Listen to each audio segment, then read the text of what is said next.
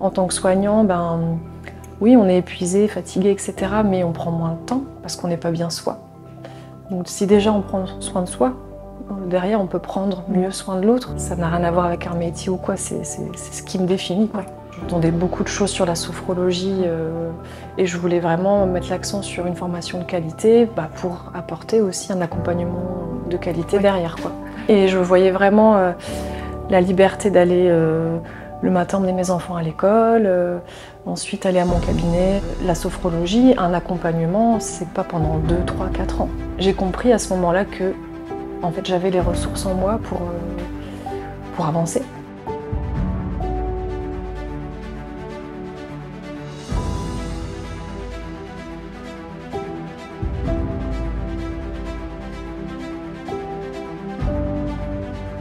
J'ai 37 ans depuis peu. Je suis infirmière depuis 2008, donc ça va faire 15 ans cette année. Je suis maman de 2 enfants, 2 jeunes enfants. Et puis donc depuis 2 ans maintenant, je me forme à la sophrologie pour devenir sophrologue et puis avoir une activité autre que le métier d'infirmière. Qu'est-ce que tu as fait comme parcours en tant qu'infirmière du coup? Un parcours assez diversifié. Je suis quelqu'un qui n'aime pas la routine, donc je changeais de poste à peu près tous les 2 ans. Donc j'ai travaillé dans le sud de la France, en Corse, en Outre-mer, dans des services d'urgence, dans des services d'oncologie, soins palliatifs aussi. À la naissance de ma première fille, j'ai souhaité prendre du temps pour elle. Donc j'ai fait le choix de travailler en libéral, mais sur des... Voilà, c'était 6 jours par mois. Pour remplacement? Ouais, en remplacement, vraiment pour me centrer sur mon rôle de maman, mettre un peu de côté le pro et puis avoir quand même une rentrée d'argent correcte, on va dire. Et puis après, bon, elle a grandi, j'ai souhaité continuer pour mettre de l'argent de côté pour un éventuel changement de cap ou une formation. Et j'ai effectué un premier bilan de compétences l'année du Covid. Qui n'a pas été concluant. Je ne sais pas si c'était parce que l'organisme n'était pas spécifique au fait que j'étais infirmière ou que c'était pas le bon moment non plus pour moi. Donc ça a été un échec. Et puis un départ à l'île de la Réunion en famille pour voilà, voir autre chose, nous retrouver aussi en famille. Une deuxième grossesse. Et là je me suis dit, bon, voilà, je vais me remettre en selle et puis réfléchir à nouveau sur qu'est-ce qui peut m'apporter un épanouissement autre que le métier d'infirmière. Et donc, par les réseaux sociaux, j'ai découvert ton organisme, donc de Charlotte K. Et voilà, donc j'ai pris contact, j'ai eu un premier entretien téléphonique pour que la personne cerne un peu ma demande aussi. Et puis après, donc c'est Camille qui m'a accompagnée. Je me suis sentie vraiment écoutée dans ma démarche par quelqu'un qui connaît le métier d'infirmière. Donc déjà, ça, c'était voilà, les problématiques qu'on connaît dans le soin actuellement. Et puis, j'ai senti qu'on m'a laissé du temps pour cheminer aussi, quoi. Avec le travail personnel qu'on devait faire entre deux séances.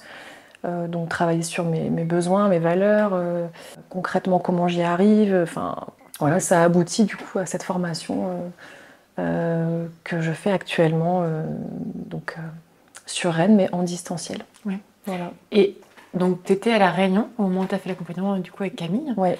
Qu'est-ce qui à ce moment-là, est-ce que tu as eu un déclencheur où tu t'es vraiment dit tiens, vas-y, je passe le cap, je prends l'appel du coup avec Charlotte K. Je pense que le fait d'être en arrêt par rapport à ma grossesse, on se retrouve face à ces questionnements et on se dit, bon, j'ai déjà ébauché un bilan de compétences il y a 2 ans qui n'a pas évolué. Ça veut dire qu'il y a quand même une envie de changement. Après, si on travaille tout le temps, ça empêche de se poser les bonnes questions peut-être aussi. Et moi, j'étais dans une envie d'apprendre, parce que je suis quelqu'un qui aime apprendre tout le temps. Et je m'ennuyais dans mon travail. J'ai pas ressenti de sensation d'épuisement physique ou moral, mais vraiment quel est mon rôle, quelle est ma place en tant qu'infirmière. Voilà, je suis pas épanouie, quoi. Et tu arrivais à te projeter un peu dans le métier? Tu disais quoi en fait? Tu te disais, donc tu étais enceinte à ce moment-là et tu te disais, tu te voyais travailler encore 5 ans, 10 ans en tant qu'infirmière ou pas en libéral en tout cas. pas en libéral? Oui. Donc c'est vrai qu'à la naissance de mon fils, j'ai repris un salariat et le fait d'avoir eu quelques années de coupure en libéral, eh ben, je me sentais comme une jeune diplômée alors que j'étais pas du tout une jeune diplômée, mais je sentais dans mes collègues un épuisement parce qu'elles avaient toujours fait que du salariat à temps plein. Et moi j'avais fait autre chose entre-temps, donc j'étais plutôt positive. Et puis j'avais pas un temps plein non plus. Donc, et j'avais cette formation qui commençait, donc ouais, j'étais dans une période d'optimisme pour l'avenir, quoi. Ouais. Et du coup, justement, comment tu as réussi à trouver ta voie en fait? Comment tu t'es dit, bah tiens, c'est on va en parler juste après, comment tu t'es dit, bah tiens, c'est la sophrologie qui me correspond? Comment tu as réussi à trouver ça? Bah déjà, je voulais un métier d'accompagnement. Ça, c'était un maître mot. Je voulais pas changer complètement parce que c'est pas ce qui me correspond, quoi, en termes de valeurs, de savoir-être aussi. Et puis, mais je voulais aussi quelque chose où j'ai une liberté d'exercice, ce que donne pas le salariat. Donc voilà, il y a eu plusieurs métiers qui se sont présentés à moi, et la sophrologie, bah, je l'ai expérimentée, on va dire, sur moi pendant mes grossesses notamment. Et j'ai vraiment ressenti un bienfait, enfin un mieux-être en tout cas. Bon, j'ai dit pourquoi pas me lancer dans cette formation, et les gens qui me connaissent depuis longtemps me disent bah, on te voyait pas du tout faire ça avant. Bah non, mais je dis les gens évoluent, et quand on devient maman, bah, on a des besoins différents, un regard sur la vie différent, et sur nous aussi, du coup. Donc, oui, ça, c'est ton changement de vie, en fait. Ça te correspondait à ce moment-là, en fait, finalement. Peut-être qu'il y a 10 ans, tu aurais fait un choix différent, mais là, en tout cas, tu t'es dit, c'est ce qui me correspond là maintenant. J'ai envie de liberté, j'ai envie de garder le côté bien-être. Et qu'est-ce qui t'a... C'est quoi les autres métiers que tu avais en tête, comme idée? Alors, bah, y avait l'hypnose qui était aussi un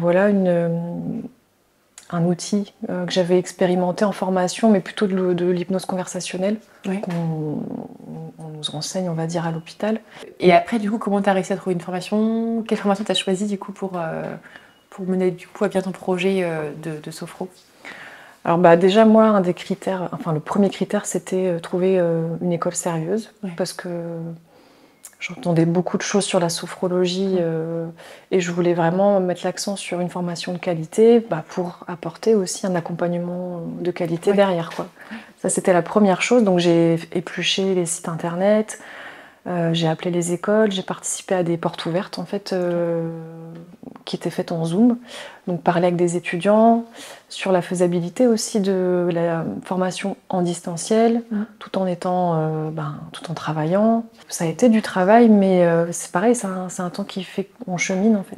Donc, et puis discuter avec le directeur. Voilà. Pour intégrer l'école, il fallait une lettre de motivation, un entretien. Déjà ça montrait aussi un certain sérieux, quoi. C'était pas j'arrive avec de l'argent et on te prend, quoi.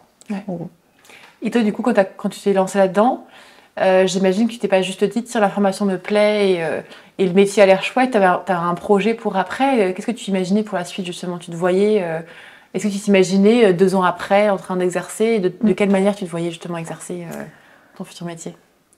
C'est intéressant comme question parce qu'on a travaillé en bilan de compétences, justement. Super. Du coup, comment je me vois dans quelques mois ou quelques années, et je voyais vraiment la liberté d'aller le matin emmener mes enfants à l'école, ensuite aller à mon cabinet, voir 2 patients ou 3 patients en accompagnement individuel, et puis l'après-midi être en groupe avec des personnes âgées en EHPAD, avec des soignants sur l'hôpital, avec des aidants dans une association. Enfin, me dire, en fait, chaque journée sera différente aussi. Donc c'est toujours mon côté que j'aime pas la routine. Et puis si j'ai un événement de vie qui fait que je peux pas travailler, et c'est facile de décaler mes patients, les groupes, et de me rendre dispo pour mes proches, quoi. Et ça c'est important pour moi. Tu voulais garder en fait le côté liberté que tu avais en libéral, mais sans les contraintes, et en te disant je peux exercer comme je veux mon métier, en fait, sans avec peut-être mes valeurs et qu'est-ce que ça te porte en plus, toi, du coup, tu trouves la sophrologie En termes de valeurs, c'est l'humain, enfin pour moi c'est vraiment l'humain au centre. Ouais. Et le patient au centre, et je trouve que c'est de moins en moins le cas. Mais c'est pas que la faute de la hiérarchie aussi, parce que en fait je trouve que en tant que soignant, oui, on est épuisé, fatigué, etc. Mais on prend moins de temps parce qu'on n'est pas bien soi. Donc, si déjà on prend soin de soi, derrière on peut prendre mieux soin de l'autre. Et c'est ce que je disais aussi aux élèves aides-soignants que j'accompagne, c'est que la qualité d'écoute, c'est pas écouter pendant 1 heure quelqu'un, c'est regarder la personne pendant peut-être 5 minutes, mais ça peut suffire en fait. Donc c'est comment maintenant j'accompagne au mieux. Donc ouais, l'écoute active, l'humain au cœur de ma pratique, et puis la bienveillance et l'empathie, parce que bon, ça c'est des valeurs que je porte dans mon cœur. Ouais, voilà, ça n'a rien à voir avec un métier ou quoi, c'est ce qui me définit, quoi. Ton école, est-ce que tu peux nous en parler un petit peu de quelle école tu as choisi? Comment ça se passe? Quelle durée? Donc tu parlais de distanciel par exemple. Est-ce que tu peux nous expliquer rapidement un petit peu comment ça se déroule? Donc cette école, elle est sur Rennes, donc c'est sophrologie formation.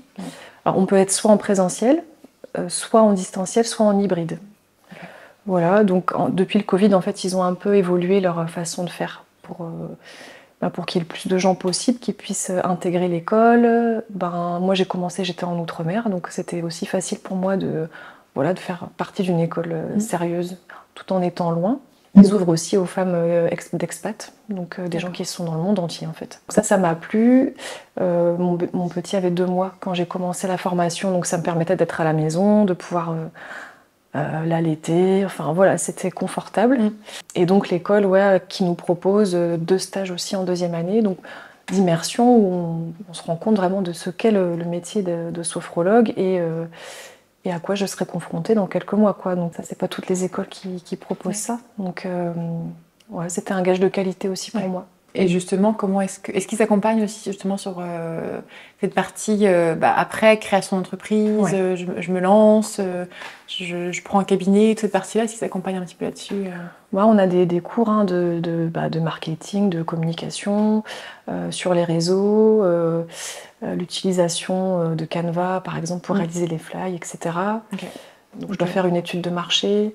Donc toi, c'est des choses qui sont très nouveaux pour moi, mais en même temps, c'est intéressant parce que ça permet de se projeter. Eux, ils veulent qu'à la sortie, on ait toutes les cartes en main pour ouvrir un cabinet et alors pas en vivre tout de suite évidemment, mais mettre toutes les chances de notre côté en tout cas. Et justement, je pense que beaucoup d'infirmières là, qui nous écoutent et qui se disent je rêverais de pouvoir faire ça, avoir une formation en e-learning, avoir de la bienveillance, mais quand même rester dans l'humain.